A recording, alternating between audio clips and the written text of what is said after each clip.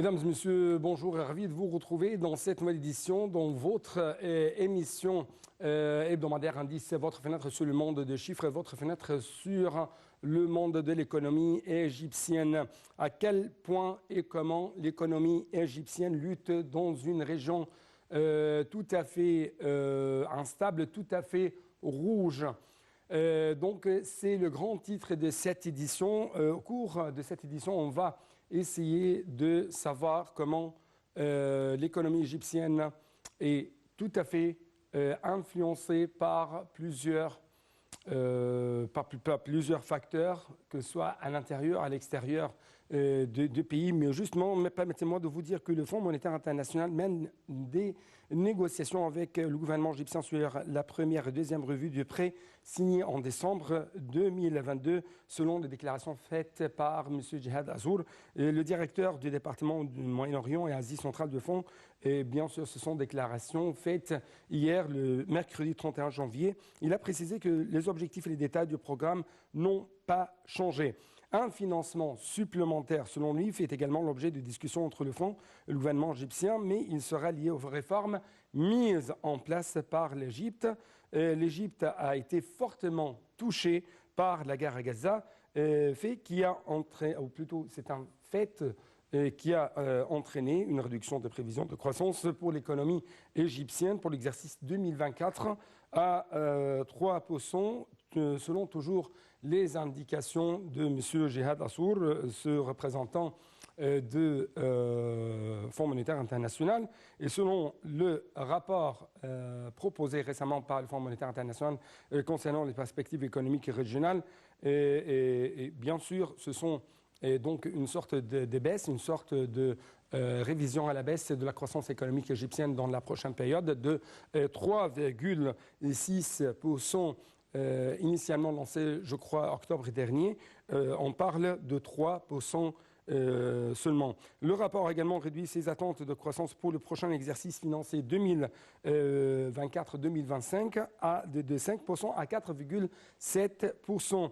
En décembre 2022, encore une fois, le Conseil exécutif de FMI avait approuvé un accord en vue d'un prêt de 3 milliards de dollars remboursable sur 46 mois. Bien que la première tranche de ce prêt d'une valeur de 347 millions de dollars ait été versée, la première et deuxième évaluation prévues pour mars et septembre ou qui ont été prévues pour mars et septembre 2023 ont été reportées en raison de retard dans la mise en œuvre des procédures convenues avec le FMI.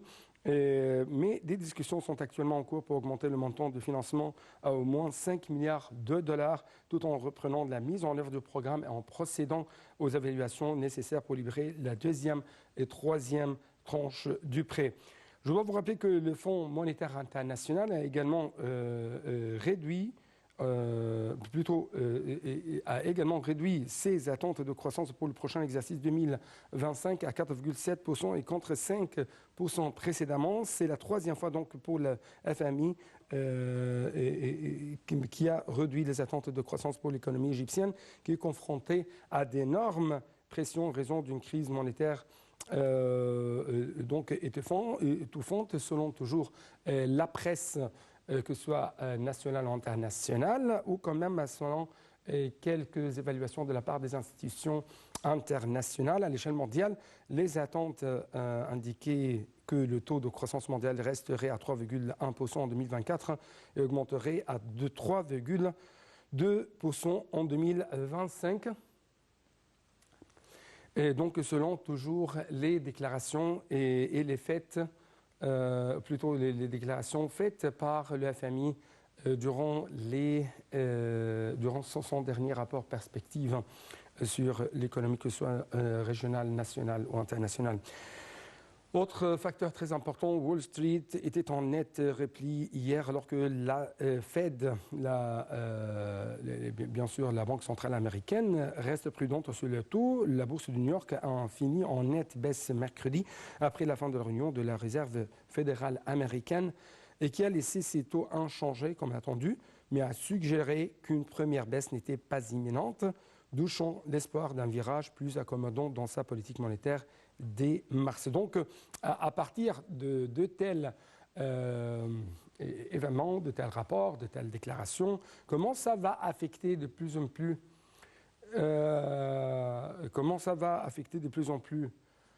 l'économie égyptienne quand on parle de taux d'intérêt, qu'est-ce que nous allons attendre des mesures, des procédures prises par la Banque centrale égyptienne concernant le taux d'intérêt. Est-ce que c'est naturel quand même de voir les prix, les prix sur les marchés sont toujours enflambés? Quelles sont les options devant le gouvernement ou comment réagissent actuellement les différentes institutions économiques nationales, que ce soit de protection et de consommation ou de contrôle du marché vis-à-vis de ce qui se passe sur le marché égyptien quand on parle de cette flambée des prix, que ce soit des matières premières ou des denrées de base, et ainsi de suite.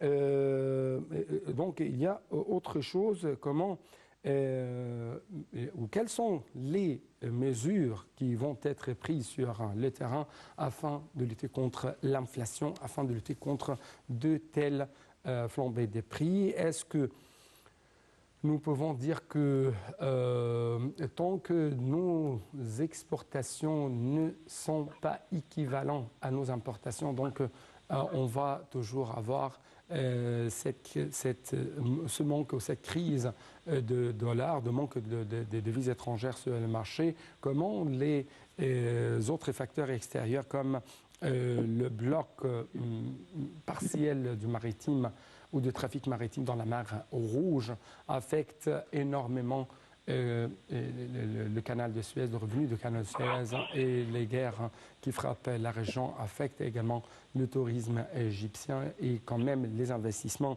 étrangers ici en Égypte. Donc, beaucoup de questions. On va essayer de proposer à notre invité, M. Moustapha Tamem, analyste politique, plutôt analyste politique et économique quand même, ex-expert dans le Fonds monétaire international. Vous êtes toujours le bienvenu sur l'antenne internationale. Et ma première question porte sur comment vous avez trouvé cette troisième baisse concernant la croissance économique égyptienne dans la prochaine période de la part du FMI. Sincèrement, je vais vous dire des points très très importants que peut-être l'Égypte n'a pas souffert comme les autres pays dans le domaine économique. La raison, c'est que l'Égypte a pris des pas positifs depuis 2016. Et c'était quand on a fait la réforme économique pour les devises et beaucoup de projets aussi dans le domaine de l'infrastructure et dans le domaine de l'agriculture. Je vais vous dire un point très important, que l'État a fait un point très important pour l'agriculture. C'est le projet de 1,5 million fait dedans, pour encourager les investisseurs de travailler dans ce domaine-là. Parce que malheureusement, depuis longtemps, le domaine de l'agriculture était négligé. Personne n'a donné beaucoup d'importance pour ce domaine-là.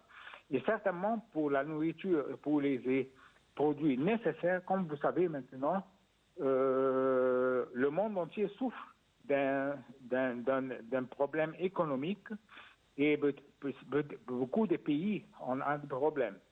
Et certainement, l'Égypte était affectée, mais pas très sérieusement, comme je vous ai dit, parce qu'on a pris des pas dans ce domaine-là. Et le plan pour le 2030, c'est pour élever et encourager les investisseurs à mettre leur investissement dans le domaine industriel et le domaine agriculture. Mais certainement, il y a un problème peut-être que l'État a vu, et peut-être le président a pris beaucoup de pas pour élever ces problèmes-là. Le premier problème, c'est qu'on n'a pas des ressources humaines professionnelles dans le domaine technique. Je vais vous dire un exemple très important. L'Allemagne, 90% des étudiants vont dans le domaine, dans l'éducation technique. Et un minimum nombre des étudiants vont dans l'université. Ouais. Nous avons un problème qu'on n'a pas beaucoup de ressources humaines dans le domaine technique. Numéro 2, c'est la bureaucratie égyptienne. Numéro 3, c'est peut-être que dans le domaine de la justice, les problèmes dans les cours, ça prend peut-être de 10 à 15 ans. Le président a donné ses instructions à le ministre de la Justice de finaliser ces cas qui sont dans les cours dans 6 mois. Oui. C'est pas très important. Oui. Autre question, le taux d'intérêt ici en Égypte et ça à la lumière de ces taux qui sont restés ou qui ont été quand même maintenus par la fédérale ou la Banque centrale américaine. Donc, Oui. qu'est-ce que nous allons faire avec le taux d'intérêt? Est-ce qu'on va élever et augmenter ce taux ou Moi, quand je même pense que le l'intérêt contraire? va rester comme il est. On n'a pas un changement. Mais on ne peut pas déculer l'intérêt. On doit le laisser ou comme il est, ou on doit élever l'intérêt. Mais on ne peut pas le baisser. Parce que certainement, comme vous voyez, l'inflation est très haute et certainement ça va encourager beaucoup des investisseurs de venir ici en Égypte. Oui. Encore une fois, on va essayer de jeter plus de lumière sur quelques détails. Et comment vous trouvez le taux d'inflation qui frappe actuellement l'économie égyptienne? Comment nous pouvons lutter contre ça? Et quand même, comment cela affecte les investissements, que ce soit locaux ou étrangers, ici en Égypte? Comme je vous dis, le premier peut-être problème, c'est les ressources humaines qui ne sont pas très professionnelles. Mais maintenant, comme je vous ai dit, l'État encourage l'éducation technique et elle fait une réforme dans l'éducation, le système d'éducation en total. Et ça, certainement, ça va avoir un effet positif pour élever les ressources humaines. Et ça, c'est très, très important.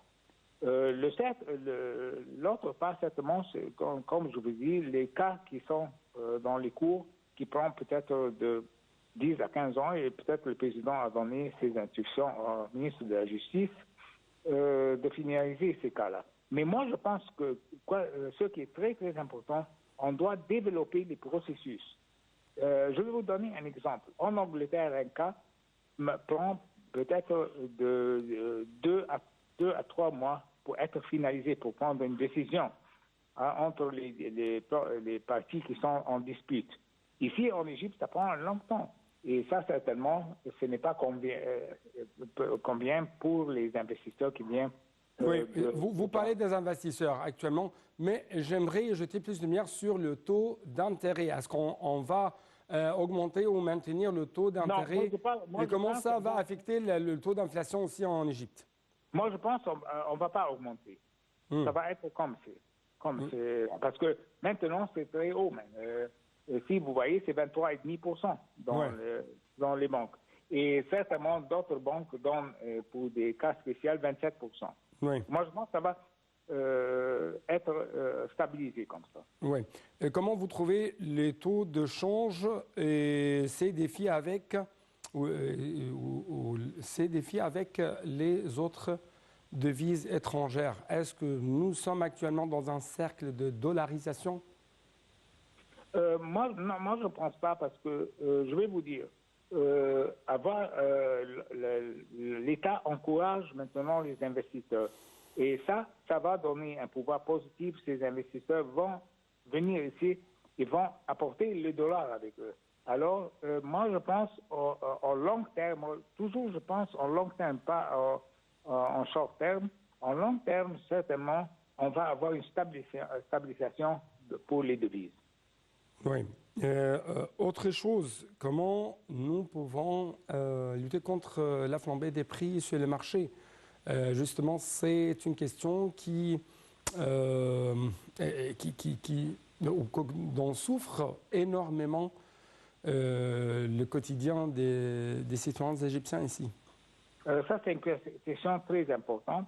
Je vais vous dire, l'État, comme je vous ai dit, encourage les investisseurs qu'on va au domaine d'industrie. Et certainement, ça va donner beaucoup de produits qu'on importait le monde extérieur. On va être produit ici en Égypte. Et ça, c'est très important. Certainement, je vais vous dire pourquoi c'est important, parce que ça va réduire la demande sur les devises étrangères. Numéro 2, ça va donner beaucoup de chances pour les Égyptiens pour trouver du travail.